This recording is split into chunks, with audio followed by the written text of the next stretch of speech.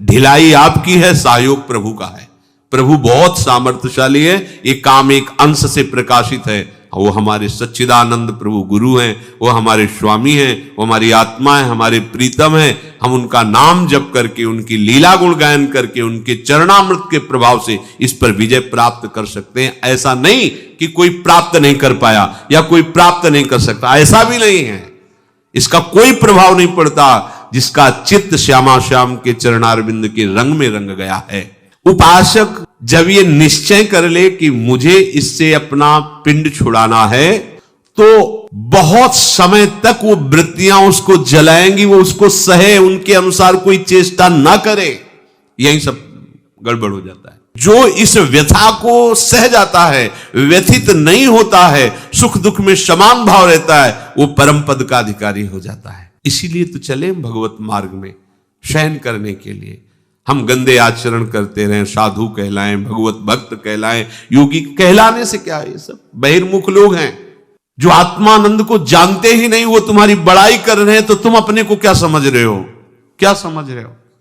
जो भोगों में फंसे हुए शरीराभिमानी, वो तुम्हारी बड़ाई कर रहे हैं। अगर कोई एक महात्मा कह दे तुम ठीक चल रहे हो, तो करोड़ों की बात फेल हो जाएगी। एक बोल दे तुम ठीक चल रहे हो। हमें इन संसार में आसक्त जनों की बड़ाई से अपने को बड़ा महात्मा नहीं मान लेना है। कुछ नहीं, कोई निर्णय नहीं है, कोई उनमें वो विवेक शक्ति नहीं है। हम उनकी बातों को मानकर अपने को महात्मा मान लेते। अंदर झांक के देखो तुम्हारे अंदर क्या है, चाहे जिस वेश में हो।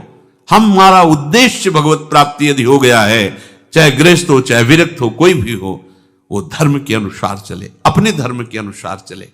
पूर्ण रूप से आप मुक्त हो जाओगे यदि आप इसको सहना सीख गए। पर है बहुत कठिन सहना, है बहुत कठिन। जिस प्रकार प्रकाश और अंधकार एक साथ कभी नहीं रह सकता, ऐसे ही काम और भगवदानंद एक साथ कभी नहीं रह सकता।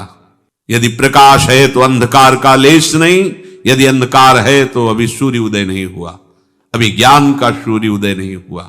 संसार कामना और वासना में भागता रहता है। यदि तुम भी कामना और वासना में भाग रहे हो तो तुम कैसे उपासक हो? तुम संसारी हो, तुम्हें कोई ज्ञान नहीं हुआ, तुम्हारे अंदर कोई सिद्धांत नहीं है। इसलिए ये मिथ्या ज्ञान, ये मिथ्या साधन छोड़िए।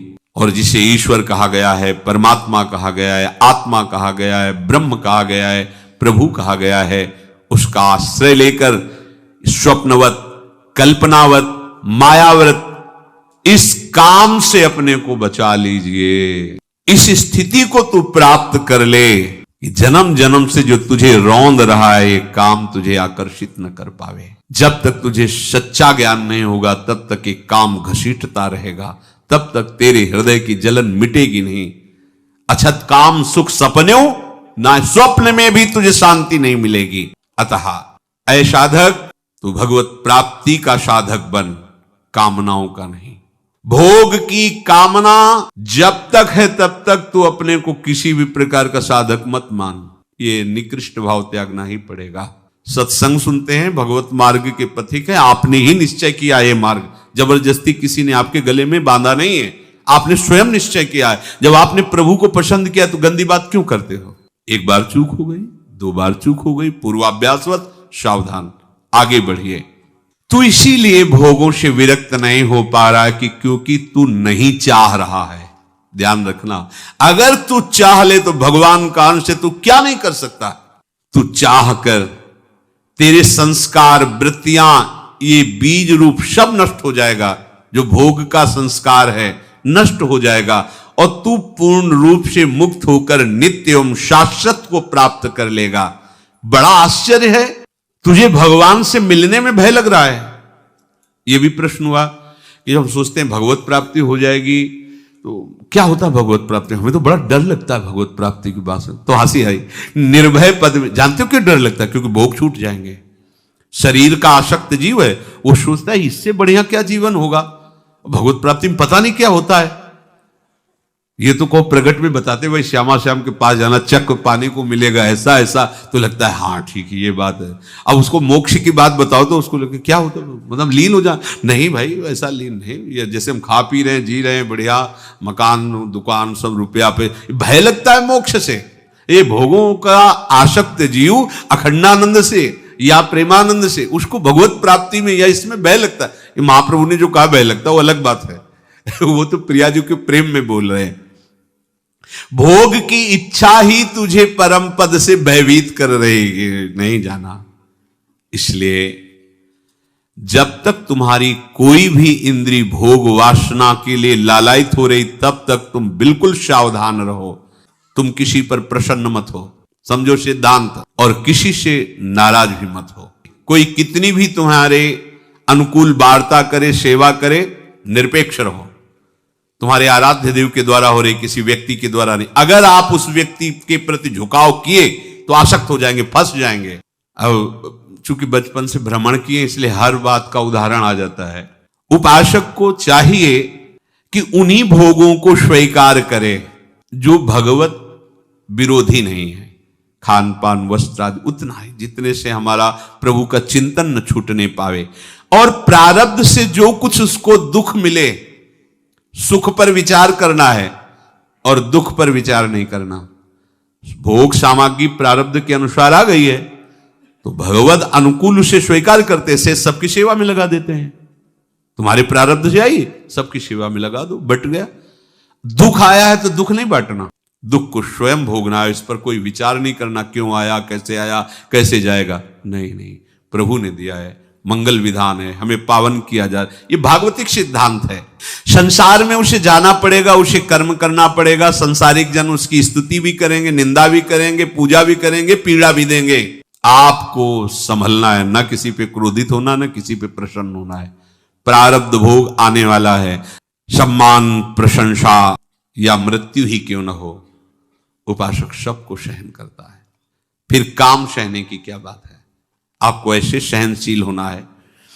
अपने मानसिक भावों को केवल आप ही जानिए, दूसरे को मत बताइए। आप उपासक हैं, ये सूक्ष्म बात है। रहीमन मन की मन व्यथा रखिए, मन में गोय सुनिठ लई हैं लोग, सब बाट न लइए कोई। और उन उपासक वृत्तियों को देख करके घबराता नहीं है, क्योंकि उसके बाद बहुत बड़ा बल है। ज्ञान बल, प्रभु का नाम बल, प्रभु का ध्यान बल।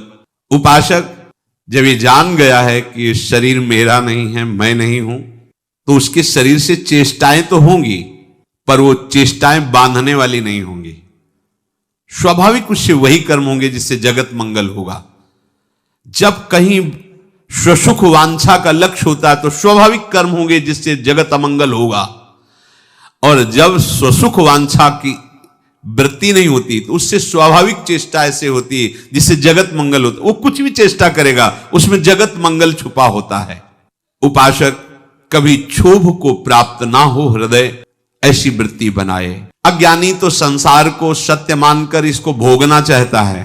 वो इसी में रहता है, इसी में जीता है, इसी में खाता पीता हंसता खेलता है और इसी में अपना विकास मानता है, उन्नति मानता है। संसार में राग द्वेष स्नेह घृणा यही उसका जीवन होता है, पर उपासक का नहीं। उपासक संसार की उन्नति को उन्नति नहीं मानता, वो तो स्वर्ग को भी कुछ नहीं मानता।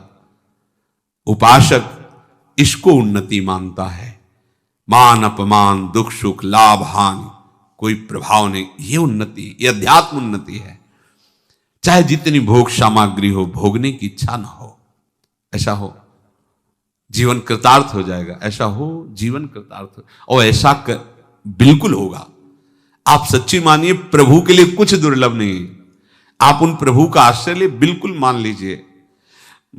वो जीवन को देखा है, इस हृदय को देखा है। ये लोग कहते हैं हम पीएचडी पढ़े, तो हम कहते हैं मन की पीएचडी पढ़े, क्योंकि बचपन से इसी की मार खाते रहे, इसी को देखते रहे, इसी की एक एक हरकत देखते रहे, एक एक वृत्ति देखते रहे। सच्ची मानिए, प्रभु का आश्रय लेकर इसे प्रभुमय कर दिया जाए, मन को प्रभुमय कर दिया, सब ठीक हो जाएगा। रात दिन भजन में लगा दो, मृत्यु नजदीक है, आने वाली है। संसारी पुरुष मृत्यु से डरता है। यदि तुम मृत्यु से भयभीत हो गए तो तुम कौन से साधक हो, किस बात के साधक हो? अरे भाई, तुमने तो जीते जी शरीर का त्याग कर दिया, अब छूटे तो क्या परेशानी। सबसे बड़ी मृत्यु की, भय की वृत्ति उसके अंदर होती जो शरीर को अपना मानता है, जो जीना चाहता है, जो भोग भोगना चाहता है, जीकर वही मृत्यु से भयभीत होता है। तूने तो भोगों को त्यागा, शरीर के राग को त्यागा, तो जीने की इच्छा क्यों? अभी मृत्यु आ जाए क्या फर्क पड़ता है? हम तो अपने स्वरूप में अपनी स्वामी जी के समीप है और वहीं है, वहीं जाना है, वहीं है, जहां जाना है वहीं है। अब हमें क्या फर्क पड़ता है? बोले आपको नहीं पड़ता होगा, हमें तो पड़ता है भाई। हम आपस में मिलके एक शब्द में हमें बोल दिया, हम सब प्रियाजू के हैं और ये तो जलेगा, एक दूसरे को सब ले जाते हो, जलाते, ए मरा ये लेगा, राम नाम सत्य है। तो तेरे विवेक कहां गया था? तू तो समझ, अब कम से कम एक को फूंक के आ रहा है तो तू जीते जी तो समझ ले कि सत्य क्या है। लेकिन नहीं, तो फूंक के आ रहे, पर उसको ये ज्ञान नहीं कि हम अभी बोलते क्या गए थे। अगर तेरे को मृत्यु का भय है तो तू उपासक किस बात का है? ये मृत्यु का भय उसी को सताता है जिसको इस शरीर से प्यार है, जीने की आशा है। क्यों? क्योंकि भोग भोगना है, इसलिए अच्छा लगता है संसार।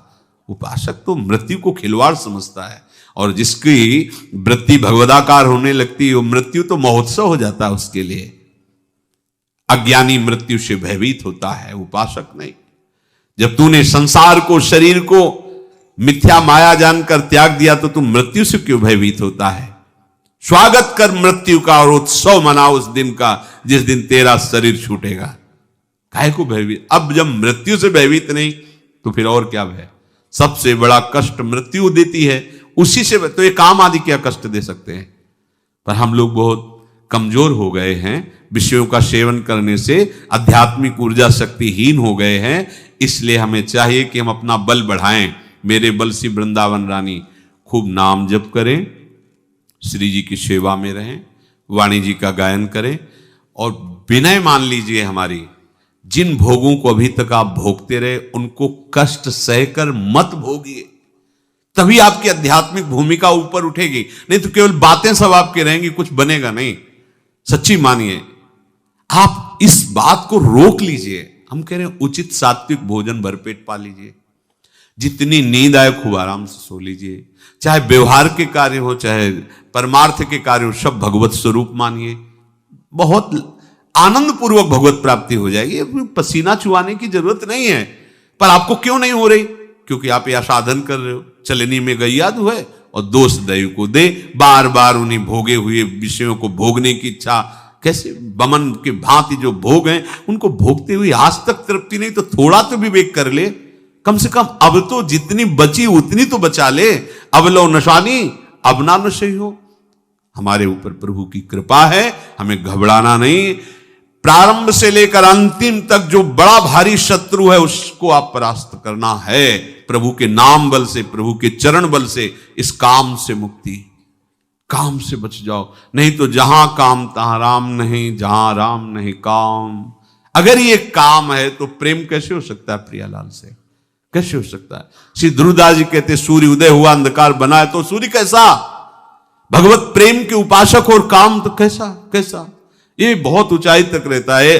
और अभी आप इसी क्षण से हट करें और भगवत आश्रय लें तो आप रोक सकते हैं। जो हम कर नहीं सकते, हमारे प्रभु हमको आदेश नहीं देंगे। तो ये अष्टधा प्रकृति में हम प्रभु के दिव्य अंश होते हुए स्वयं फंस गए हैं। स्वयं हमने इसे स्वीकार किया है भोग बुद्धि से, स्वयं शरीर को मैं माना है।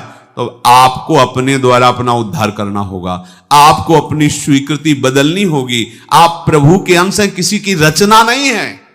आप भगवान की भी रचना नहीं है, आप उनके अंश हैं। यह है भगवान की रचना। प्रकृति कृति ये रचना है, आप रचना नहीं हो, आप वही हो, उन्हीं के हो। दो भाव, वही तो ब्रह्म भाव, उन्हीं के भक्त भाव। जो देह प्राप्त होती है, सखा देह या गोपी देह या सहचरी देह, वो चिदानंद आत्मस्वरूप होती है। प्रकृति की रचना थोड़ी हो, तो भगवत स्वरूप होती है। इसलिए निरंतर नाम जप करो, असत आचरणों से बचो। सत्संग का यही परम लाभ है। इसी जन्म में हम भगवत प्राप्त हो जाएं। श्री राधा वल्लभ लाल की।